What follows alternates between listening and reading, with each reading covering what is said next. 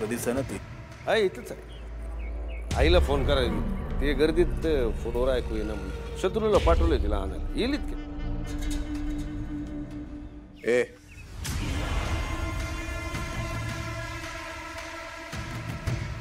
एक काम कर, हे बक्षीस जालिंदररावांच्या हस्ते प्रदान होणार आहे असे सांग.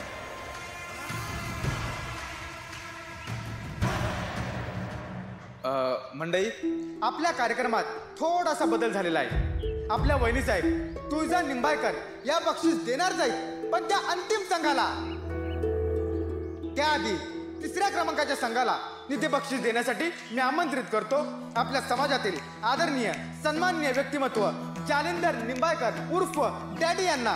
त्याआधी मी त्यांना 2 शब्द मनोगत व्यक्त करण्याची विनंती करतो. डॅडी या.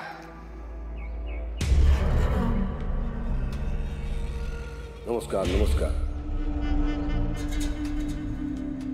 उपस्थित मान्यवर आमदार साहेब शशिकांत सरनोबत, युवा नेते आणि आमचे होणारे जावई सत्यजित सरनोबत यांच्या विद्यमाने ही जंगी स्पर्धा इथे होते आहे. धरणाचे दरवाजे उघडल्यावर ज्याप्रमाणे पाण्याचा प्रवाह असा ओसंडतो तशी इथे युवा शक्ती सळसळते आहे. ही शक्ती मिळवणं काही सोपी गोष्ट नाही. आणि हे अशीच शक्ती येत्या निवडणुकीत सरनोबत घराणं आणि निंबाळकर घराणं यांच्या एकत्र येण्यानं तुम्हाला बघायला मिळेल. नक्की ना. दोन्ही घरांनी लग्न झाल्यानंतर एकत्र येणार आहे असं तुम्ही सांगताय. मग तुमच्या कन्या तुळजा इथं दिसत नाहीत? त्यांना हे लग्न मान्य नाही का? त्यांची नाराजी वगैरे आहे का? मान्य नसतं तर लग्न ठरलंच नसतं ना. आम्ही लय आधुनिक विचाराची माणसं. मुलीच्या इच्छेशिवाय काय बी करत नाही बघा. पण मग तुमची कन्या तुळजा इथं का दिसत नाहीये?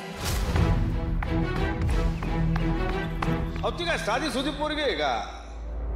डॉक्टर आहे बरं का. महाराष्ट्रातनं पहिली आली. ते काय झालं, ते काय म्हणतात ते मेडिकल इमर्जन्सी आली बा. एक गरीब पोटूशी बाई सिरियस, आणि आमची कन्या लगेच इथलं प्रमुख पाहुणे पदाचं मान सोडून तिच्या मदतीला धावली बा. हे समाजसेवा आमच्या रक्तातच आहे. आमच्याकडनंच तिला मिळाली.